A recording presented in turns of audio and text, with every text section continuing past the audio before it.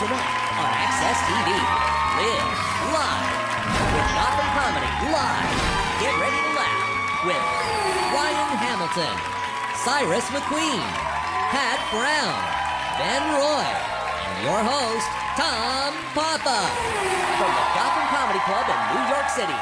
Live. All happening right now.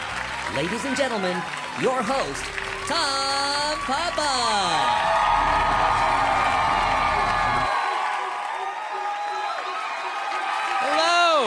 Thank you very much. Thank you. Thank you very much. Welcome to Gotham Live.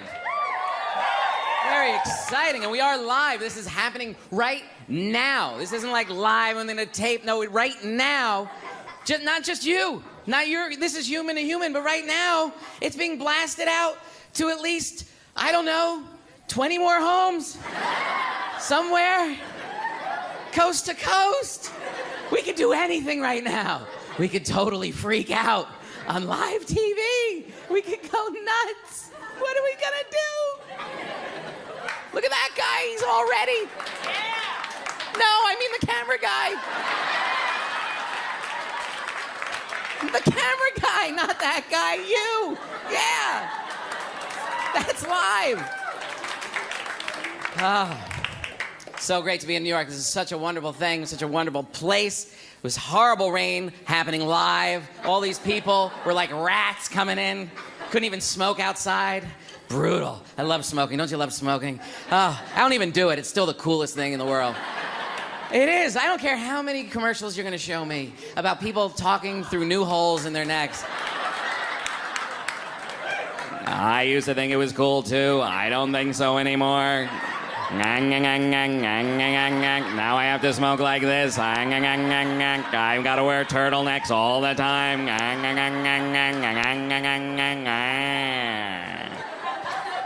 Oh, maybe it's not that cool. But then I see one guy in a commercial just going, I think we should kill him right now. I'm like, we got to get cigarettes.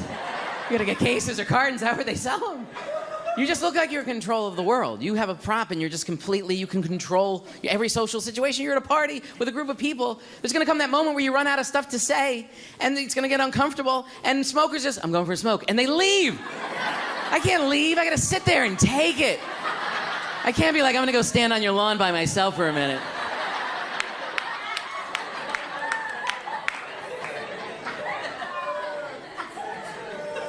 Any stress comes up, they just smoke. Who cares? I'll be dead soon. Who cares?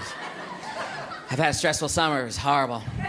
My family, whole family on vacation. Whole family. I have a family. Do you have a family?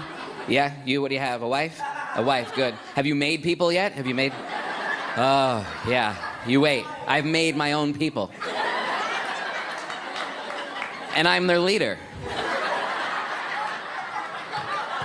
So when they say they want to go on vacation, I have to take them all. I have to make the whole thing happen. This is every father after a family vacation. Did you have a good time? They had a great time. I spent $10,000, no sex. I bought food for people who don't eat it, stood in lines for things I do not enjoy, slept with my pants on for a week. It's weird when you travel with your family because you realize you don't really know them. Like when you're at home, you're like bees in and out of the hive. You don't really see each other that often. You don't really know what they do. Then you wake up that first morning in the hotel room just looking at each other. You're like, you guys are weird. Does the little one always do that? I didn't even know we had her. You're weird. Big thing though, the kids were packing. The kids actually got to pack their own suitcase and wheel it themselves. For years, I would have to carry things on my back like a mule. And now they just, boom, oh, I cried at the gate. It was amazing. But they're not good at packing. They can't do that part. They got on, as soon as the hotel, as soon as the thing opens, the only thing in it was a Curious George and some magnets. I was like, really? A week vacation, you don't even think about underwear? And still learning about my wife. God bless her, still learning. Ah, she's a talker. She's a talker. 13 years together, still coming up with new stuff to say every goddamn day. From the minute I open my eyes till about a half hour after I fall asleep, she's talking to anybody. The housekeeper at the hotel doesn't speak any English at all. My wife just sees a face, and then my mother said she didn't like my hair. Can you believe that? This poor woman's like, oh no. That's terrible. Then we come home and starts talking to our cats. Cats, they don't speak any language at all. My wife just sees 2 ears, like, I should fill those with talking noises. How many times have I told you not to go on this counter? We talk about this every day, and the poor cat's like, meow, meow.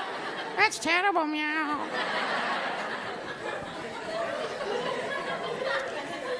But I like them. I like them. I like the whole thing. All girls. All girls. That's what I live in. All girls. Love girls. Girls are great. Whenever I say I'm raising girls, women always go, oh, you wait. Your life is over.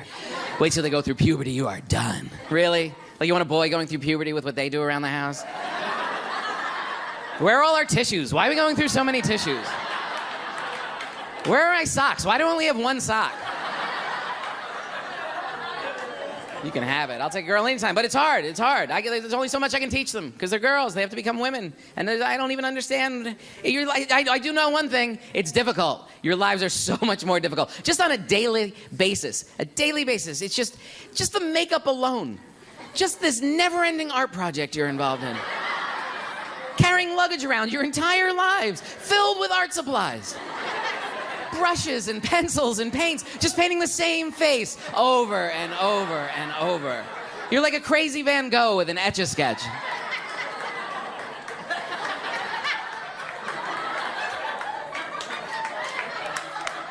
And I don't even know why you do it. Who are you doing it for? Who are you doing it for? It's not for us. We don't care. All we care is that you're not a dude. That's all we care. It's for other women. It's that woman-on-woman hateful competition. It's nasty. You ever see women say hello to each other? Nasty. It's all smiles up here. Hi, hi. Then they give each other that slow look of death up and down. Find a weakness, hang on it until she knows that you noticed. That's too bad about that. You see the moms in my kids' school trying to out-hot the other moms. Hilarious. Trying to be the hot mom.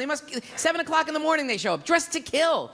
To be the hot mom. Are you high? No kid wants their mom to be hot. When you're a kid, you don't want a hot mom. You want a blend-in mom. Just a flowered house dress and wobbly bingo arms. Right? Big sloppy mom boobs. You curl up in her like a cinnamon-scented beanbag chair. That's a mom. And I got news for you. If you are the hot mom, the other moms aren't calling you hot. They're calling you a whore.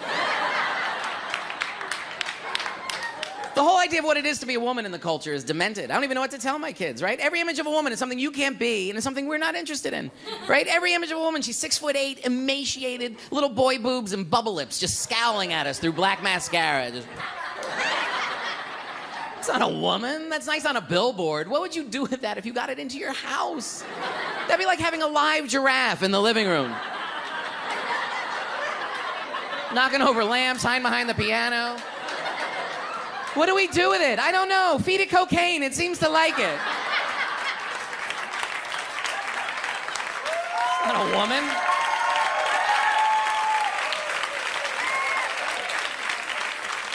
You want a woman, a partner for the rest of your life? Get a strong woman. Get one with a big back. Help you mow the lawn once in a while.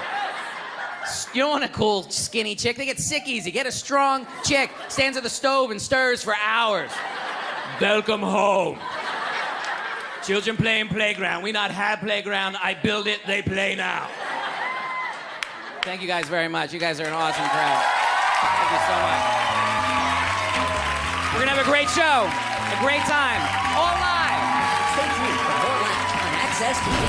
Live from the Gotham Comedy Club in New York City. Ryan Hamilton is taking the stage when we return.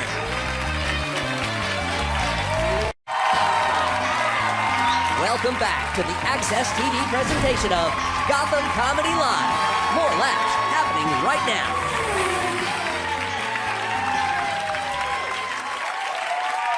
All right, welcome back, guys. I'm so excited we get to start the show off with a very good friend of mine. He's hilarious. You guys have seen him on Conan, the wonderful, hilarious Ryan Hamilton, everybody.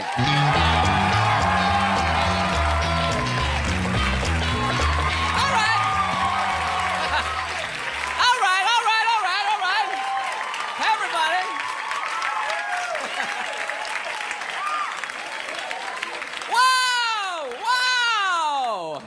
I made it! I'm on the Where do you want to start? You want to start with my face? What do you want, audience?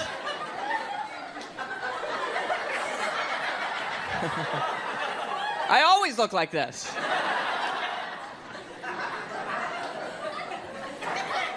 People tell me I look like a white Chris Rock. Do you think that's true? All right.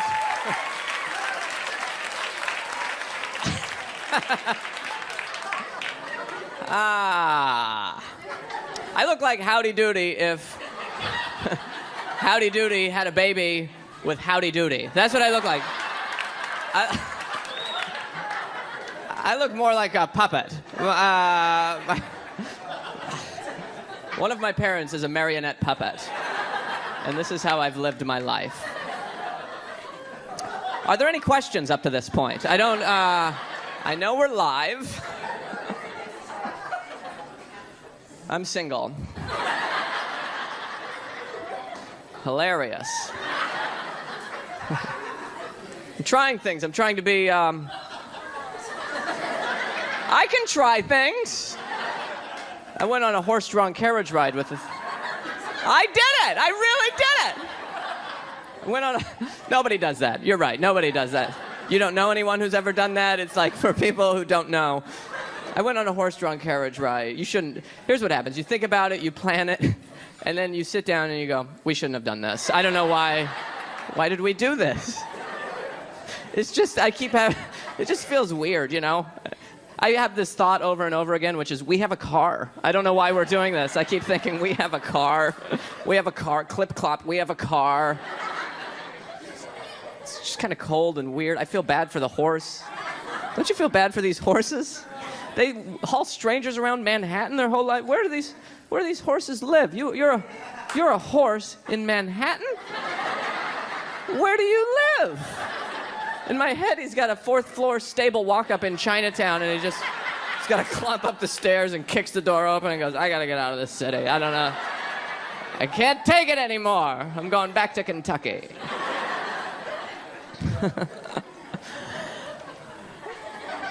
Why do we think this notion of the past is so romantic? We do that, though, right? But like 100 years from now, we're going to be going, hey, sweetie, you want to take a Ford Focus around the park? Should we do that? Isn't that, it's exactly what we're doing. If someone from 1800 came to our time and saw that, they'd be going, why are you doing that? We've been trying to get rid of those for a long time. They stink and die. I was walking down the street with a friend of mine who happened to be out of work, and we saw one of these carriage rides, and I said to him, I feel sorry for the horse. Do you know what he came back with? Well, I bet he's happy to just have a job. That's the point you're at in your life? You're jealous of the animals who are working? He's got an attitude like these horses are coming over here and stealing all our jobs.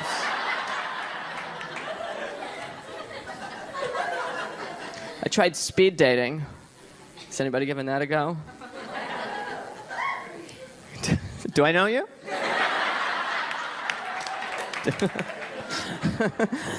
Two people are like, yeah, we did that. You know the concept, right? You meet a lot of people in a short amount of time. Here's what's interesting about speed dating. If one rejection a week isn't enough for you, give this a whirl. Because 30 an hour is a real rush. It really... It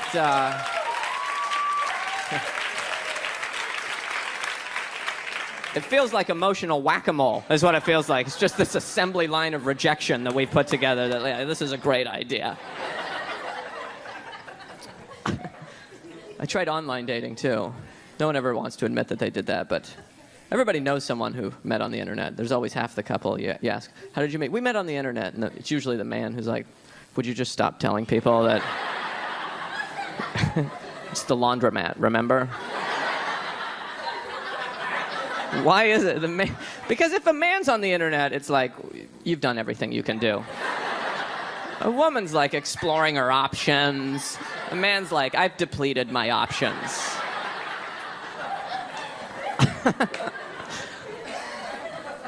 I was reading in a magazine. It said if you're not involved in one of these online dating services, you're just going to get left behind socially, you know. So I signed up, and it changed my life.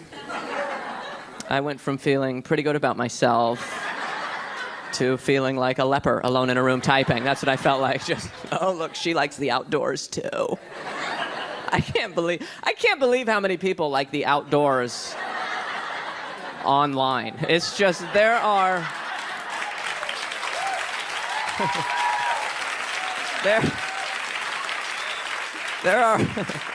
there are a lot of hypocrites at home typing about their love for the outdoors with carpal tunnel syndrome. Just, I love hiking. Are you there? Where are you? Some technology is amazing. You know, what do we do without a cell phone? It's great. I can communicate mobile, and it sucks all the grease right off my face. Have you ever noticed that? It's disgusting. Don't act like you don't have this problem. This is a universal problem. People stare at me like, not me. Yeah, you. Every time I get off the phone, I'm like, is there Crisco in my ear? What do I do with... This is disgusting. I should clean it. Nobody ever cleans it. You do the same thing I do. You look at it, you go, that's awful, and then you just rub it on your pants, and then right back to your face. Yeah, I'm still here. I'm exfoliating. How are you? Yeah, I'm...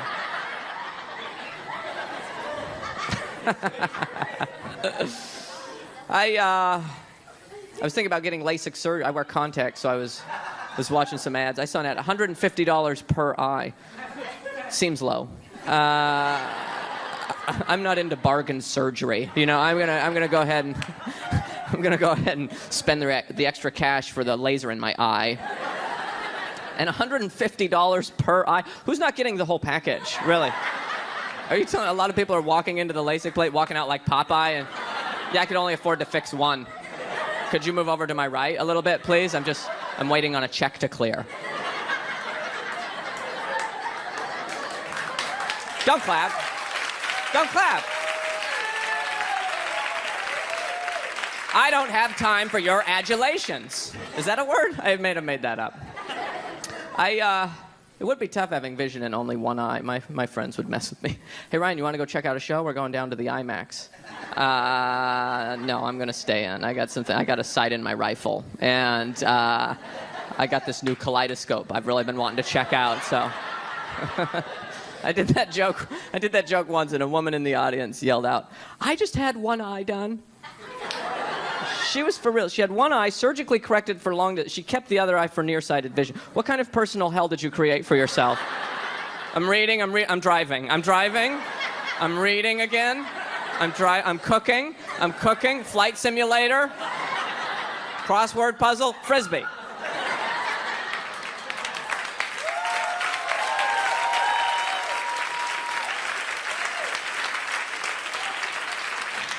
You guys have been a lot of fun. Good night, everybody. Thank you very much.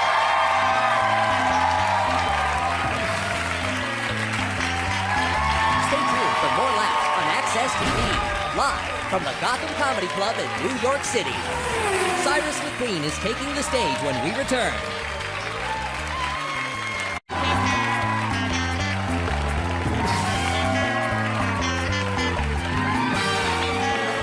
All right, all right. You guys having a good time? Yeah. You guys are a great crowd. You're an awesome, awesome crowd. And you're very good looking. You're a very good looking crowd. It usually doesn't happen around here. Usually very ugly, but everyone's really working it. Good for you. All right, I'm very excited to bring up this next guy. He's hilarious. He's another good friend of mine. He is in a new film called Obvious Child. The very funny Cyrus McQueen, everybody.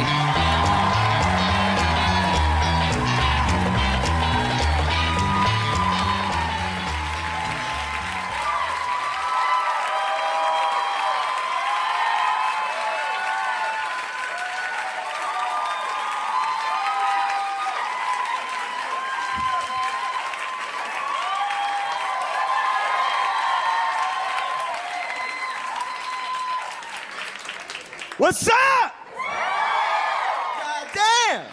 Feels good to be on stage. Well, you know, comedy does run in my genes. It does. My father was like a cross between Bill Cosby and Richard Pryor. He was. He was Cosby-like in that he would hide snacks around the house. It was true.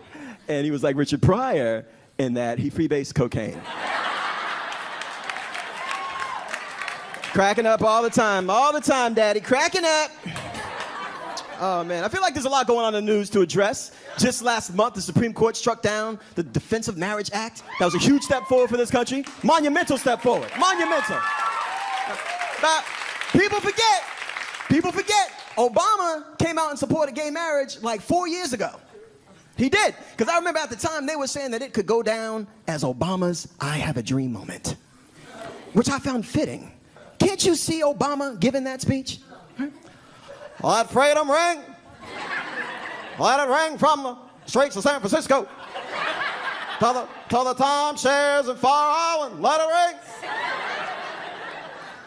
Let it ring from the beaches in Provincetown to the unlimited mimosa brunches in Chelsea. Let it ring.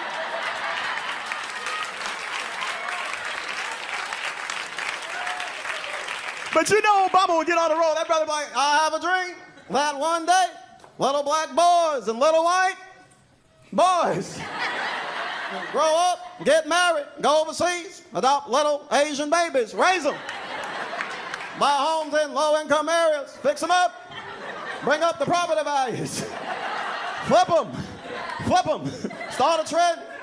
I have a dream today.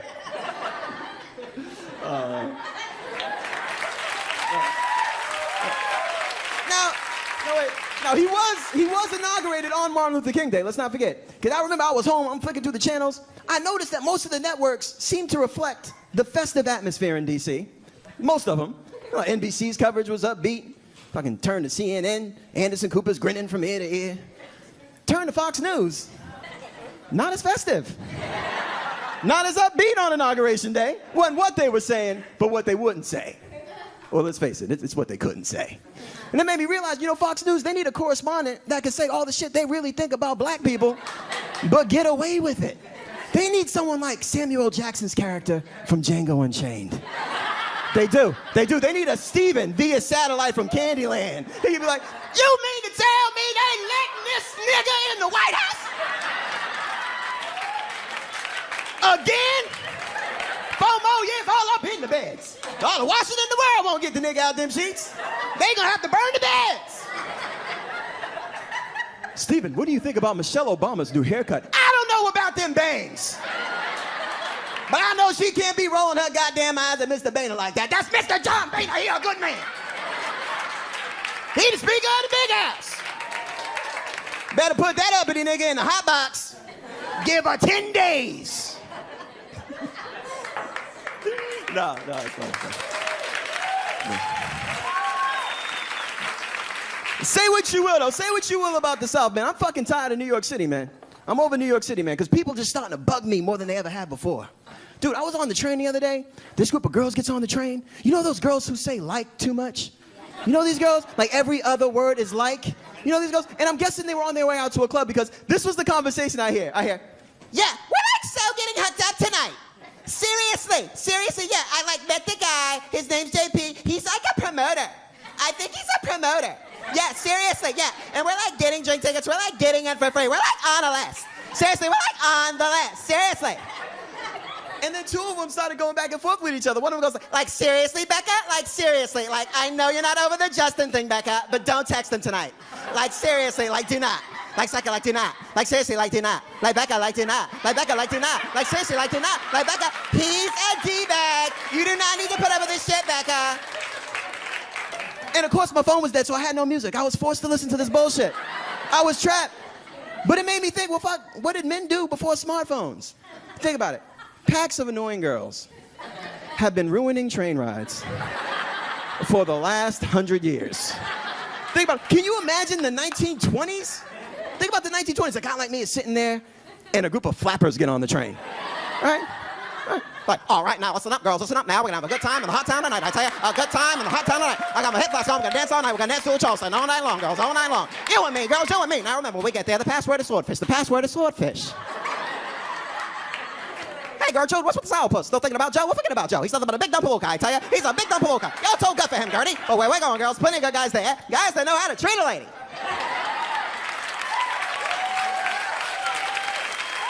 Now remember, when we get there, the password is swordfish, you know? 1928 on the A train, shit. But back then, men would yell at women, so they'd be like, hey, you broads, pipe down. They go, what's it to you, Buster? Why don't you put an egg in your shoe and beat it? Right, girls? Right, girls? Oh, man. I really can't make fun of white girls too much. My girlfriend is white. She is. She's white. She's white. Funny thing I've learned, though, hard being racist when you have a white girlfriend. Okay. Can't just come home complaining about white people. Them days are over. Them days are over. But what I started to do is, y'all, I'll take the white person I want to complain about, and I'll just replace him with a homeless guy. Dude, works like a charm. I'm just like, I was just in Park Slope at Starbucks. This fucking homeless guy runs right into me with a stroller. No sorry, no excuse me. I'm like, well, fuck it, the world doesn't revolve around you and your precious little beer bottles, okay? You entitled homeless bitch, you know?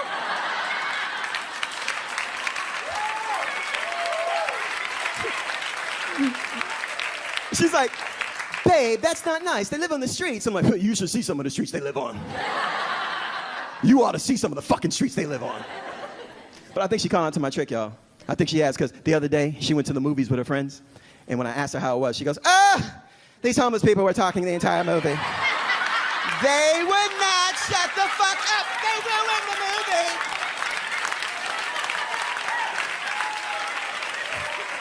They came in 30 minutes after it started. They brought in their own food. You know how those homeless people are. Touche, baby. Touche. I think I'm gonna leave you guys on this. The other day I was home watching television, and that Dos Equis commercial comes on. You know the one? The most interesting man in the world, right? And I'm looking at this fucking beard. I'm like, shit, man, I'm starting to look like the most interesting black man in the world. And then I thought, well, what would them commercials be like, right? He's had a penis reduction. Twice.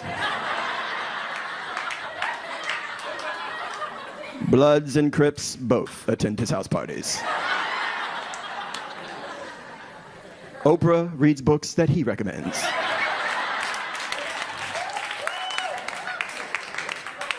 Martin Luther King once took a day off to celebrate his birthday.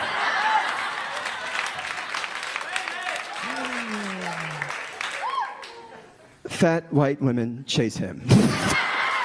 He's the most interesting black man in the world.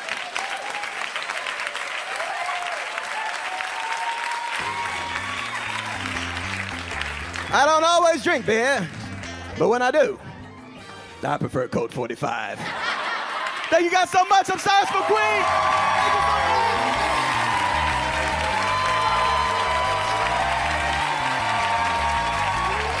Stay tuned for more laughs on Access TV, live from the Gotham Comedy Club in New York City. Matt Brown is taking the stage when we return.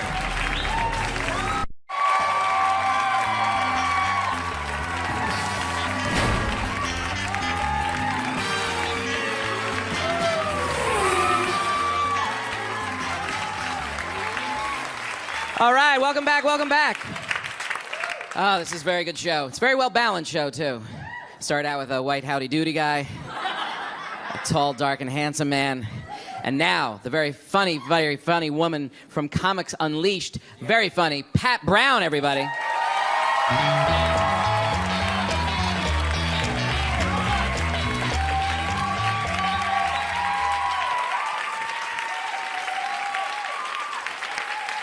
All right, thank you, thank you.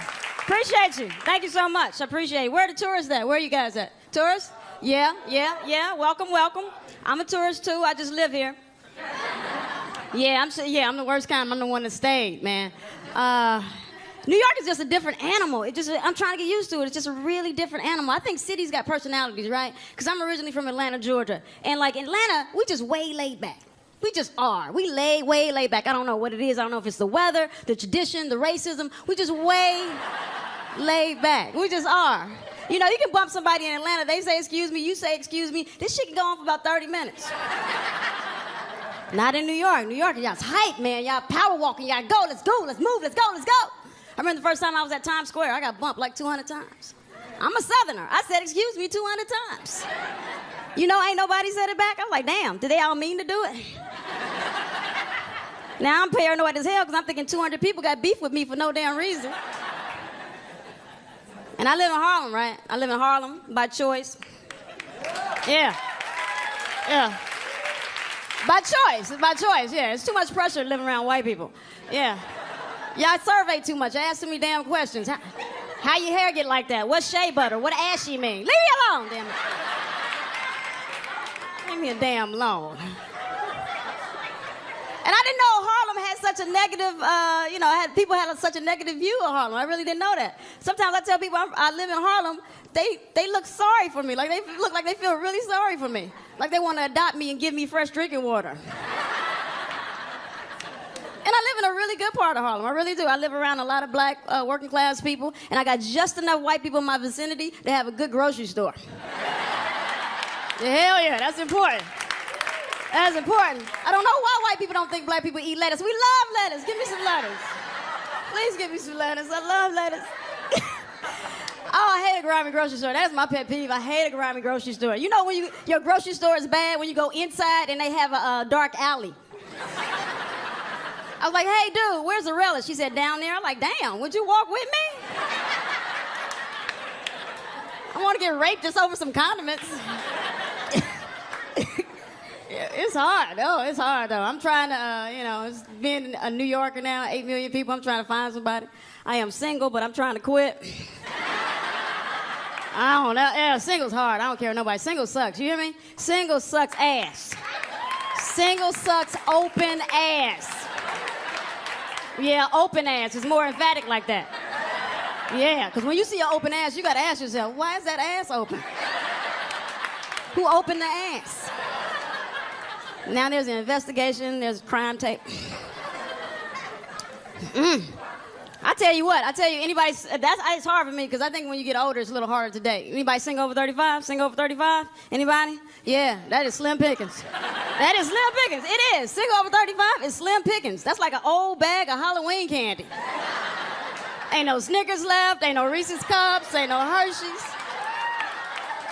Hell yeah. Yeah. Ain't no Hershey's, just black licorice left and candy corn, boy. Yeah, it's a Tootsie Roll in there, but ain't got no wrapper on it. You're like, I ain't gonna mess with it. I ain't gonna mess with it. It might kill me. It might kill me. It might kill me. That's all I want. I love little things. Little things turn me on. This is my little thing. I love a nice smile. If I can find this in the 30s and the 40s, if I can find somebody with a nice smile that teeth go all the way back, if I can find that, somebody feel me, teeth go all the way back. You know what I'm talking about? Why is this always missing? Right here, right here. Like a block of Lego done fell out that mug. So what, you just gonna chew on one side the rest of your damn life? Right here, this is strong side. This is for meats and cheeses right here. This is right here. You can open a bottle with that side. That's the strong side. This is the soft side. This is for oatmeal, cream of wheat, pudding. This is for soups and breads, people. It's soups and breads. It's the people here ain't laughing, goddamn. Like, that's how you laugh when you ain't got no teeth in the back. Like, oh, this is just storage. That ain't nothing but space back there. That ain't nothing but storage. But you know what it is, people? Is healthcare. It's the difference between dollars and cents. It's just merely economics, what it comes down to. Because when you get in your 30s and 40s, everybody in here, when you get in your 30s and 40s, you're going to need a root canal. You're going to need a crown, something like that, right? How much is that, people? $10, $11, $100. How much to pull it? $75. That is the difference between fix it or fuck it. It is. Yeah. Yeah, it is. You be trying to hold on to that little raggy little tooth as long as you can, right? You do crazy stuff. You chew on one side, eat pudding for a month, all kind of crazy stuff. Finally, that pain get too hard, much for you gotta go in. You gotta go to the doctor. You gotta go to the dentist. Like, hey, man, what can we do about this? He's like, yep, you're gonna need a root canal. I'm like, damn. How much is that? $1,200. Ugh. How much to pull it? $93. You're like, shit. Ooh.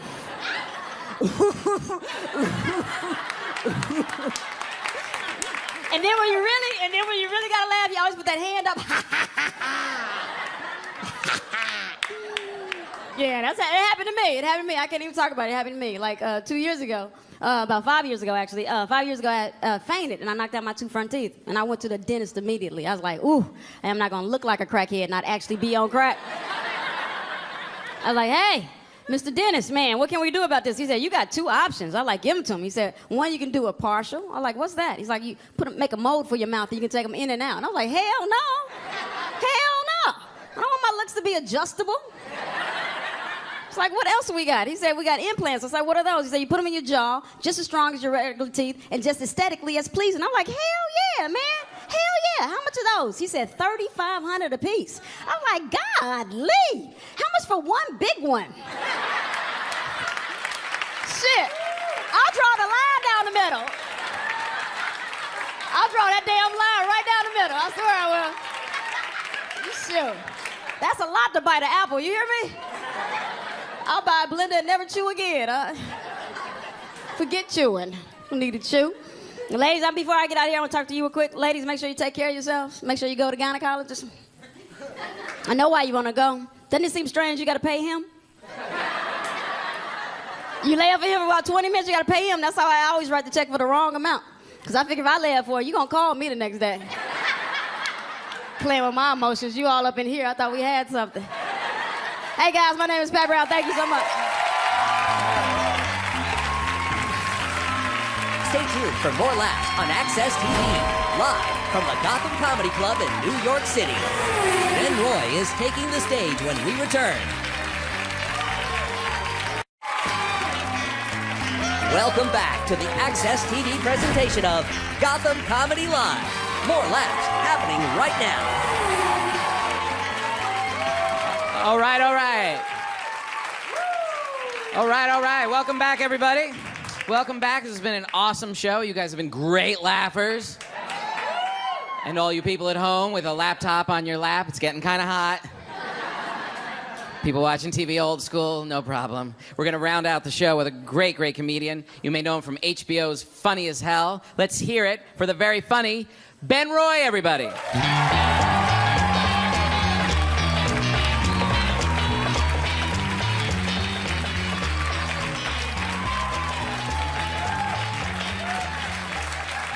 Thank you.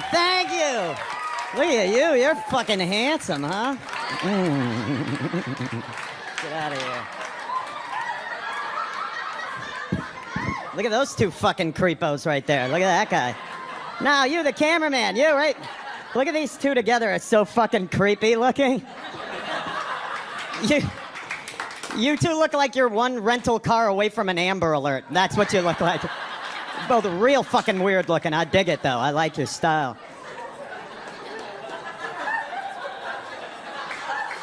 I'm wicked excited to be here. You guys have seen a lot of awesome comedy, and I'm just gonna say this real quick.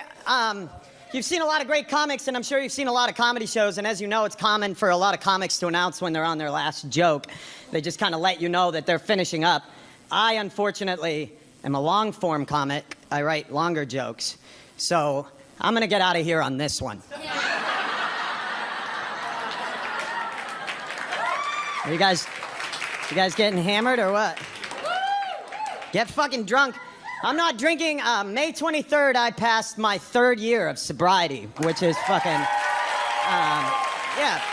I don't know what the fuck you're applauding for. Don't do it. No. Like, if any of you are thinking you have a drinking problem, ditch your loved ones. It's much easier to do. Because they're the ones that seem to have a problem with the way you drink. So if you get rid of mom and dad, life kicks ass again, doesn't it? God damn it, I want to get drunk so bad. Like, that's probably got vodka in it, doesn't it? God, I love vodka. Don't you love vodka? It's so good. I can't drink vodka anymore, though. That shit's the key that opens up the door to where I keep all my baggage.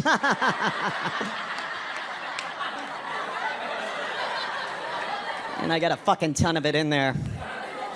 I'm a blackout drunk. Anybody else black out when they drink? Yeah, not surprising from the broalition over there, huh? I'm a blackout. You ever do this one? You ever get so drunk you have to log on to your online bank statements in the morning to figure out all the different fucking places you were at the night before? You ever find yourself doing that? You're like, dude, holy shit, I was at 9 different bars last night. I was at a 24-hour fitness at 3:15 in the morning. I took a fucking spin class, man. I was getting shit done drunk, damn it. Oh man, I mailed a 58-pound parcel at 9:30 this morning. What was in the box? This is one I used to do that I know a bunch of you in here do. Do you ever wake up out of a blackout and realize that you messed up a bunch of shit, but you got one thing done in the morning, and that one thing freaks you the fuck out? Like, everybody's mad at you, they all hate you, right? You've got, like, angry texts, but you got one thing done in the midst of a and you can't, and it's one of those days where you, like, wake up and you're still, like, sitting upright in your kitchen chair or something, you know, like, you're just like,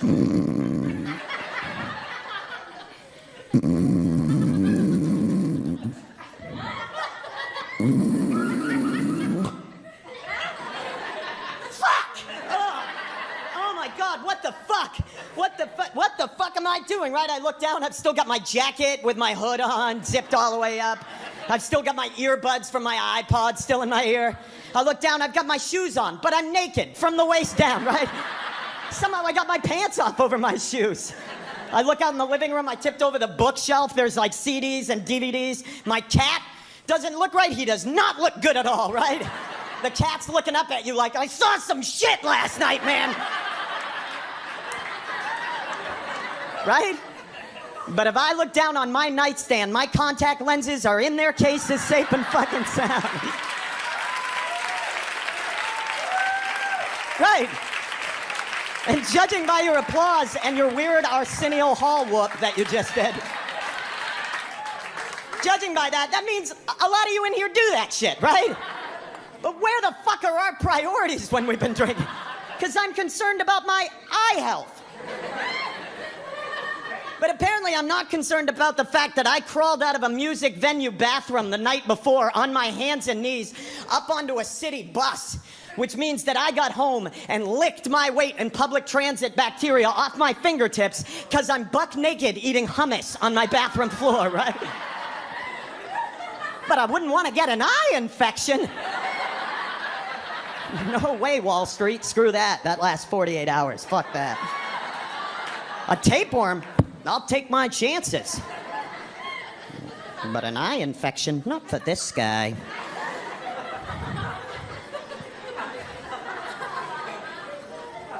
You guys ready for the winter? I am. I love the wintertime. Not because I don't like warm weather, but because when it's this warm out like it has been, it means it's douchebag on crotch rocket time in America, which is like my least favorite time of year. You guys have a surprising amount of douchebags on street bikes. And you know what I'm talking about? Like little, sporty street bike. You're trying to enjoy the weather, 80 degrees, arm out. All of a sudden, 8 assholes pull up beside you. All Maverick and Goose from Top Gun, right? Just wicked excited to be out, like, fuck, bro. Bud, Z-Bot, LT, bro. I want to lean out the window and be like, hey, listen. You guys don't look cool on those things. You look like a dude riding a really aerodynamic other dude. Fuck you, bro. That's a man's bike right there, yo. That's a Honda XJ1 CBR CY2, yo.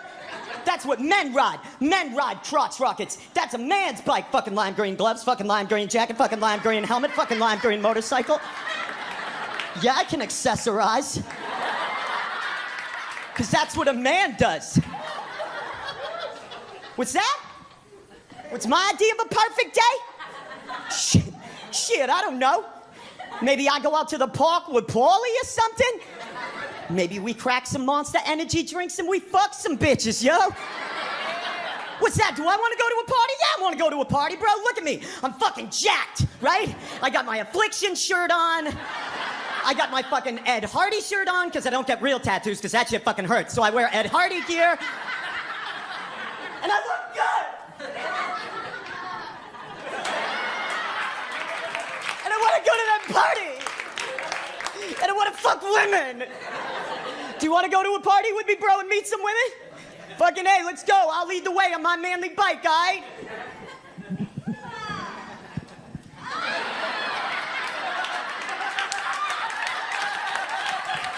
There you go, New York. That's your masculine machine right there. Yo, what's the matter, bro? Your bike broke down? Well, get on the back of mine then, yo. Oh, shit, there's some girls right there. Zzz.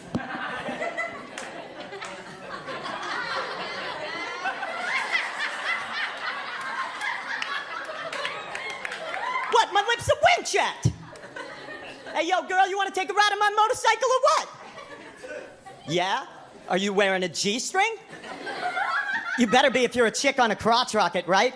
Because it's like a prerequisite that you are, because we all get stuck behind this bike with this chick in your windshield at the light doing this, right? You get this shit, right? And she's got her slut suspenders hiked all the way up to her armpits. It looks like a big pink McDonald's logo up her back, right?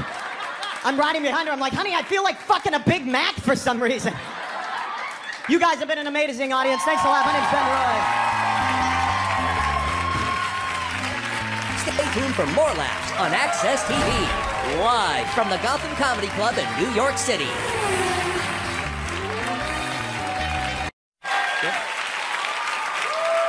All right. Thank you guys so much. You guys were an awesome crowd. Please bring up Ryan Hamilton, Pat Brown, Cyrus McQueen, and Ben Roy. Thank you guys so much for watching Gotham Comedy Live on Access TV.